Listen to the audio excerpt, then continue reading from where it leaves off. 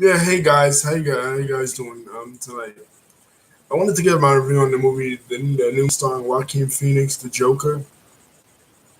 A lot of people wanted me to give my opinion on what I think about SmackDown Live. And one of my subscribers wanted me to give my opinion on Tyler Perry getting his own lot in Hollywood, despite some people disagreeing with his role. And I will, when I get around to it. But I did mention earlier in my WWE videos that I would do the review on the movie The Joker, which I just saw. So here goes. Um, I'm not really gonna give away too many spoilers, even though I said I was gonna give away spoilers in the title description. What I'm gonna talk about is the impact of this movie on and the social commentary of the movie and what it says about alienation in society and mental illness in society and abandonment and a spiral into insanity, basically. In the film, Arthur Fleck, a failing comedian, becomes a mass murderer. And he becomes this because he feels abandoned by society. He feels misunderstood. He feels neglected. He feels alone. He's a struggling comedian, a failing comedian, and he lives with his mom, who apparently worked for Bruce Wayne, Batman's father, and she always writes Batman's father letters, and Batman's father never answers any of her letters. And there's some suspicion and some hinting that maybe Arthur Wayne might be the father of the Joker, but we don't get any confirmation on that. But we do see certain scenes in which this man, Arthur Fleck, gets beaten up by people. He gets his sign stolen. He gets robbed on a train. He gets mocked by Murray Franklin, who's sort of a Johnny Carson, Jay Leno, Jimmy Fallon type late night talk show host. When he goes on there and he just wants this man's approval because he watches the show every night with his mother. And even his psychiatrist, doesn't really listen to him. He says certain things to her and she doesn't listen. She just ignores him. And then he goes off the path and he finally just snaps and he starts killing people. And he becomes this super villain that we know from the Batman movies and TV show, The Joker. So even though this is a comic book movie and comic book movies are all the rage now in today's society since the Marvel MCU, this is more than a comic book movie. This is, like I said, a commentary on real life events, things that have really happened, even connected to the Batman movie franchise. As we know,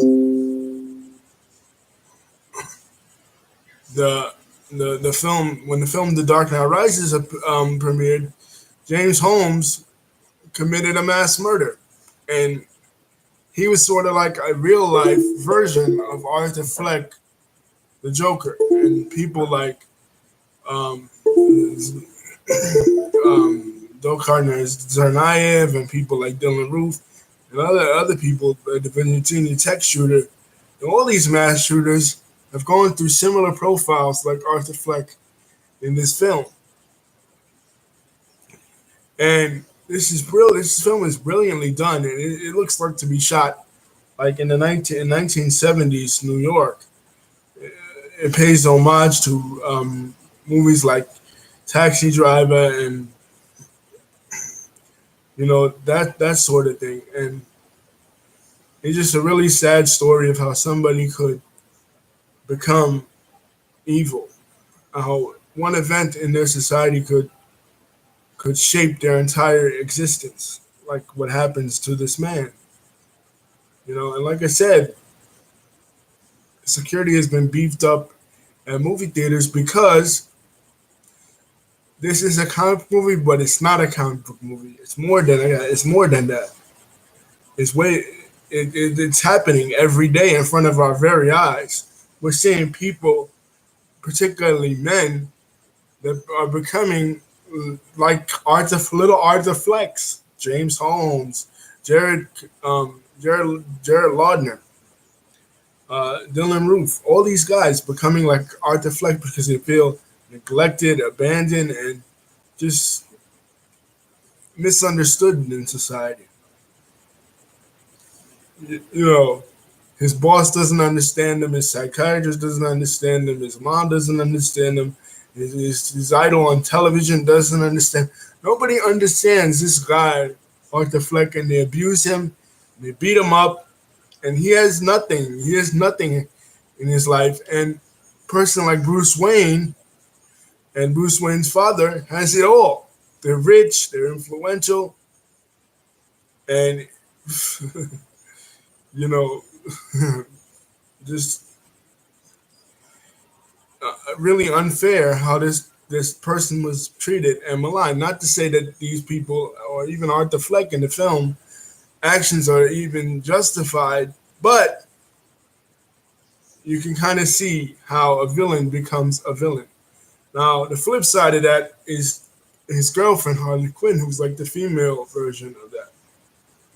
How she becomes infatuated with the Joker and his insanity and his tragedy in his life, and she becomes in love with him, so in love with him that she's willing to be in this abusive relationship with him.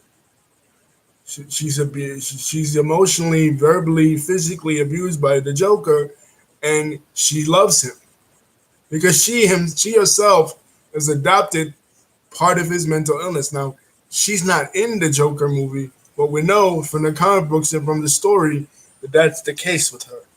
She's in love with the Joker because people become in love with serial killers like Ted Bundy. When Ted Bundy got into jail, he got more female admirers than he ever got before in his whole life.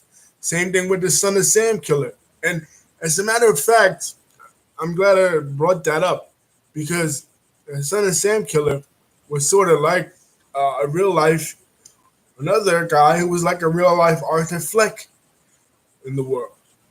In the 1970s in New York City, in which Gotham City, the city of the Batman comic book takes place, is patterned on New York City.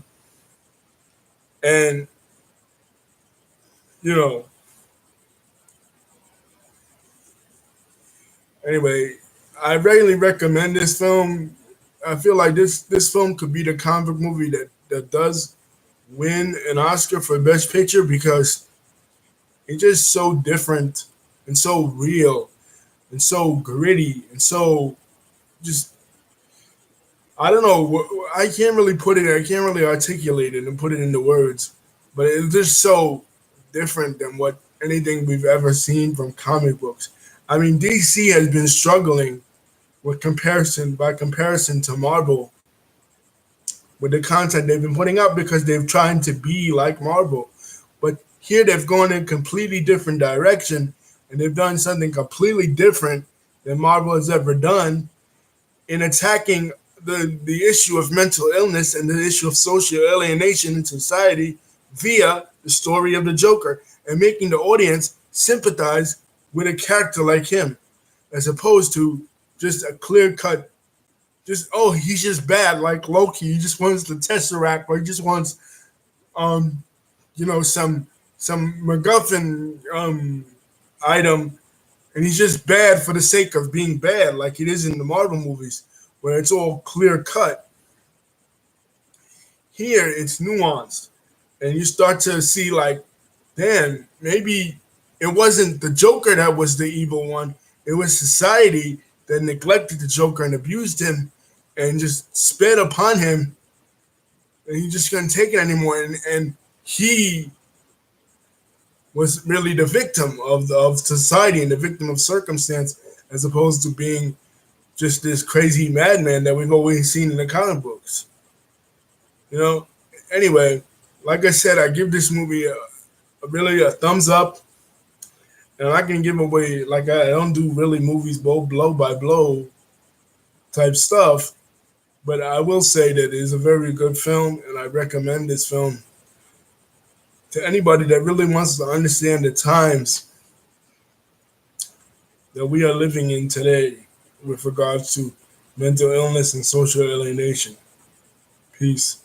And economics too, because part of Arthur Fleck's woes, so to speak, is his economic situation, his his lack of ability to become successful as a comedian. He just wants to make people happy. In the end, they just dismiss him, and he just ends up killing them. Peace.